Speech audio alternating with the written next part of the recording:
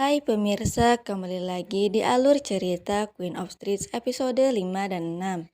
Sebelum lanjut nonton, jangan lupa dukung channel Mimin dengan klik tombol like, komen, dan subscribe, agar Mimin semakin semangat membuat alur cerita lainnya. Selamat menonton! Akhirnya Hai-in dan Yunwo pun bertemu. Melihat perjuangan Yunwo, Hai-in pun jujur bahwa dirinya tidak tahu dengan semua yang telah dilewatinya. Dia yang tiba-tiba berada di rumah Yunwo dan tiba-tiba berada di tempat yang berbeda. Yunwo bertanya apa yang membuat Hai-in tiba-tiba datang ke sana. Hai-in menjawab bahwa kakak iparnya mengirim pesan bahwa ayah mertua bisa kalah di pemilihan berikutnya. Dan itu hal yang tidak diinginkan oleh Hai-in. Jadi Hai-in datang untuk mensupport sang ayah. Tak lama orang-orang berteriak memanggil nama Hai-in. Keluarganya pun ikut khawatir dan mencari Hai-in. Karena rambut Hai-in basah, lalu dia pun meminta agar Yunwo meminjamkan alat pengering rambut. Bahkan Yunwo sendiri yang mengeringkan rambut istrinya itu. Di Seoul, Socheo melaporkan kepada ibu bahwa seseorang telah mengupload video ke YouTube yang memperlihatkan bahwa Hai-in datang berkunjung ke rumah mertuanya. Dia terlihat bahagia, bahkan dirinya memakan semua hidangan yang disiapkan oleh warga. Hal itu membuat si ibu menjadi kesal karena putrinya tersenyum lebar kepada orang lain.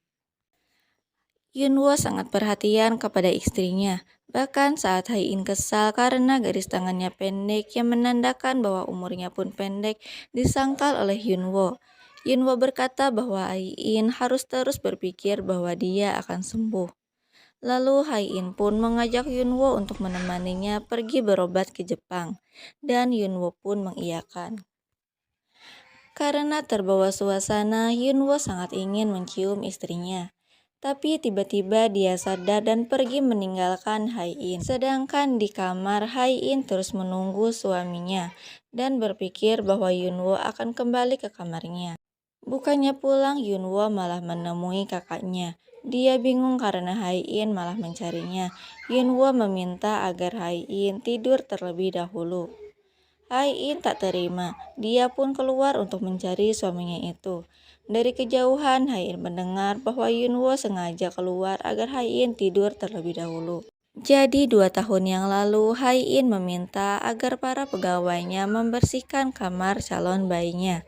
Hal itulah yang membuat Yunwo kesal, dan saat itu pun Yunwo memutuskan untuk tidur di kamar anaknya. Padahal tanpa sadar, saat itu bukan hanya Yunwo yang merasakan kesedihan karena anak mereka yang tak sempat lahir ke dunia.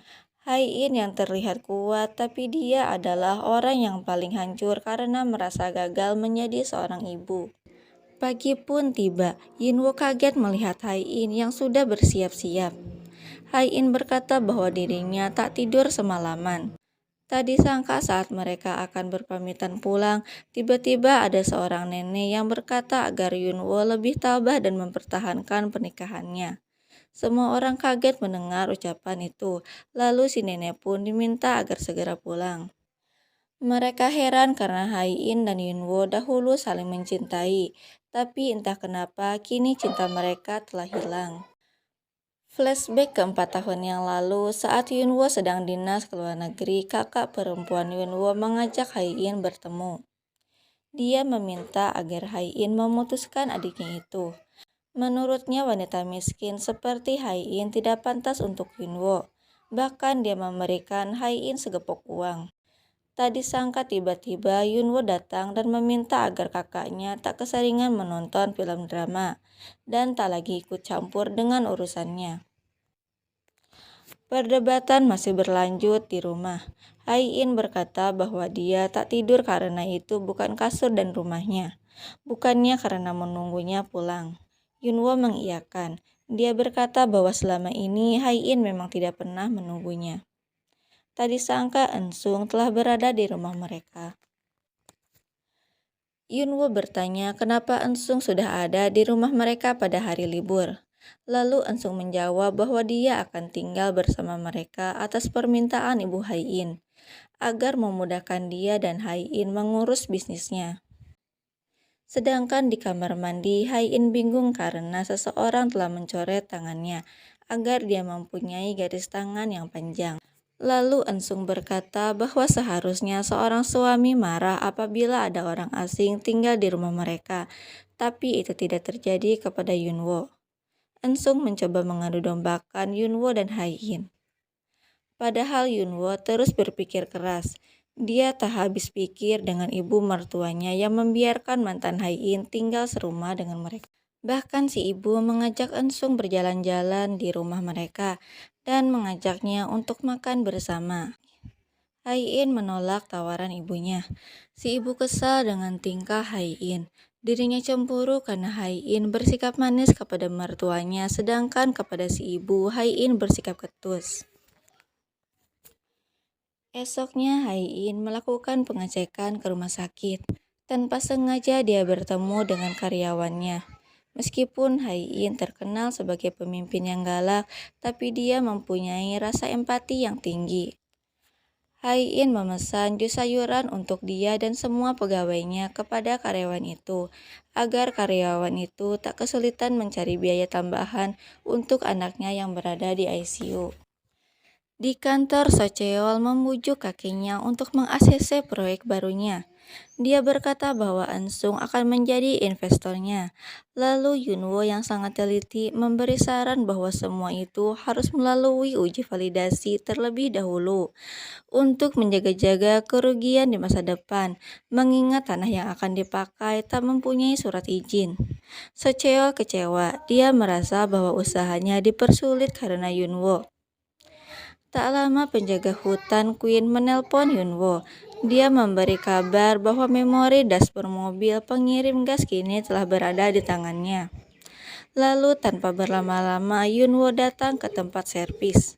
Dia meminta orang itu untuk memulihkan video yang telah hilang karena video itu sangat penting.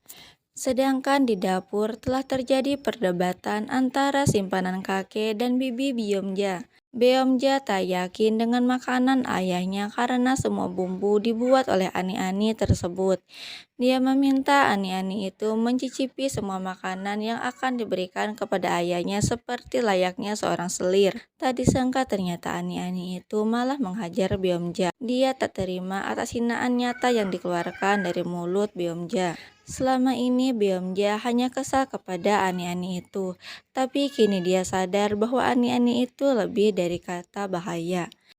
Byomja pun meminta agar detektif mencari tahu kebenaran tentang siapa ani-ani tersebut. Sesampainya di kantor, Haiin yang akan rapat tiba-tiba terhenti karena penyakit tumornya kumat. Lalu Ensung datang dan menenangkan Haiin. Ensung meminta agar Haiin beristirahat jika merasa sedang tidak enak badan. Lalu Haiin datang ke rumah sakit. Dokter berkata bahwa Haiin harus menunda keberangkatannya ke Jerman karena kondisi sel darah putih yang sedang tidak normal. Dan hal itu bisa membuat rumah sakit Jerman menolak pengobatan Haiin. Haiin tak bisa menunda karena dia tak punya banyak waktu. Tak disangka percakapan mereka didengar oleh bibi Byomja. Dia tak menyangka bahwa keponakannya yang terlihat kuat telah mengalami sakit yang parah. Bibi Byomja berkata bahwa Haiin harus kuat. Bibi Byomja yakin bahwa Haiin akan sembuh seperti kawannya yang terkena penyakit tumor. Tapi sayangnya saat menghubungi kawannya itu, si kawan yang terkena penyakit tumor telah meninggal saat bibi Byomja berada di penjara. Flashback ke masa lalu, ternyata Ensung merupakan anak panti dan dia mendapatkan beasiswa dari Queen karena kepintarannya. Sesampainya di rumah, Haiin langsung bergegas pergi ke Jerman. Bibi Byomja menawarkan diri untuk ikut dengan Haiin, tapi Haiin lebih suka pergi sendirian. Tak tertahankan rasa sedih bibi Byomja. Dia sampai menunggu kedatangan Yunwo. Bibi Byomja heran kenapa Yunwo tak menemani Haiin, padahal hanya Yunwo lah satu-satunya orang yang telah mengetahui penyakit Haiin. Sesampainya di Jerman, Hai-in harus kecewa karena pihak rumah sakit tak dapat memberikan pengobatan kepada Hai-in karena sel darah putih Hai-in yang tidak stabil. Karena merasa kecewa, Hai-in pun datang ke tempat bulan madunya dulu bersama Yunwo. Lalu saat berjalan pulang, tak disangka Yunwo datang menyusulnya. Bahkan dia membawa sepatu yang dibelinya dulu untuk dipakai Hai-in. Yunwo berkata bahwa dia kesal kepada Hai-in karena telah membohonginya. Hai-in yang berjanji akan membuatnya bahagia setelah menikah, tapi nyatanya Yunwo selalu menangis setiap hari. Hai-in beralasan bahwa dia berkata seperti itu agar Yunwo mau menikah dengannya. Yunwo sangat ingin menemani Hai-in, padahal selama ini Hai-in tak pernah melarang Yunwo untuk ikut bersamanya, karena Hai-in pun menginginkan hal yang sama. Kemudian sejak saat itu mereka pun berdamai. Video yang hilang telah dipulihkan. Di sana terlihat jelas bahwa istri Socheola yang menebarkan umpan agar babi itu keluar dari kandang. Karena rumah Hai-in kosong, Ensung dan istri Socheol memasuki kamar Yunwo. Mereka mencari hal-hal yang bisa membuat mereka mengusir Yunwo. Hingga akhirnya mereka menemukan brankas Yunwo. Di Jerman, Hai-in untuk pertama kalinya memakan mie instan. Hai-in berkata bahwa sebelum menikah dirinya telah membuat sebuah wasiat yang berisi bahwa Yunwo tidak akan mendapat apapun saat dirinya telah tiada. Surat wasiat itu dibuat atas permintaan ibunya. Jika Hai-in tak menurut, maka pernikahan mereka tak akan direstui ibunya. Tapi nanti Hai-in akan mengubahnya. Yunwo bersyukur mendengar itu, tapi Yunwo meminta agar Hai-in merubah wasiat itu saat dia telah sembuh total. Istri Socheol bercerita bahwa dahulu Socheol berkata bahwa dirinya sangat takut kepada wanita yang lebih tua darinya, karena dia selalu dibuli oleh Hai-in. Tanpa dia tahu bahwa umur istrinya itu lebih tua 5 tahun darinya. Si ibu menganggap bahwa Socheol memiliki tubuh yang lemah, hingga akhirnya Socheol harus mengkonsumsi ginseng selama lebih dari 20 tahun. Ibu berkata bahwa ginseng ini dapat membuat Socheol menjadi kuat dan berumur panjang. Lalu Bibi Byomja meminta ginseng itu agar diberikan kepada Hai-in. Mereka berkata untuk apa memberikan ginseng kepada anak yang sudah kuat. Bibi Byomja tak habis pikir dengan ibu Hai-in yang hanya perhatian kepada Socheol dan kakaknya yang sangat sibuk merawat siputnya yang sakit, tanpa tahu keadaan anaknya sendiri. Karena merasa pusing dengan siaran TV, Hai-in pun memutuskan untuk tidur. Tiba-tiba Yunwo mengejar Hai-in. Dia meminta izin agar mulai malam ini dia akan tidur bersama Hai-in. Hai-in sangat senang. Dia mendapat kabar bahwa rumah sakit akan mencoba salah satu terapi penyembuhan kepadanya. Padahal tanpa dia tahu bahwa semua itu berkat Yunwo yang mendatangi pihak rumah sakit. Yunwo mengancam memberikan gugatan kepada rumah sakit jika tidak memberikan pengobatan sama sekali kepada Hai-in. Padahal Hai-in telah menyumbangkan uangnya untuk pengembangan obat kanker di rumah sakit tersebut. Setelah tahu alamat kantor pemulihan memori, Ensung memberikan uang yang sangat banyak kepada si bapak dan memintanya untuk meninggalkan tempat itu. Istri Socheol terus melihat tingkah kekanak-kanakan suaminya itu, yang meminta sang kakek untuk meng-ACC proyeknya tanpa uji validitas. Ternyata istri Socheol merupakan kawan panti Ensung. Dia sama-sama terobsesi dengan kekayaan Queen Group. Socheol meminta maaf kepada istrinya karena dia menjadi orang terlemah di keluarganya, hingga membuat sang istri tak dihargai dalam keluarga tersebut. Socheol berjanji bahwa proyeknya akan berhasil dan akan membahagiakan istri dan anaknya itu. Grace, asisten ibu Hai-in, membawa orang-orang untuk membongkar brankas Yunwo. Dia beralasan bahwa orang-orang itu adalah para pegawai yang akan membenarkan CCTV.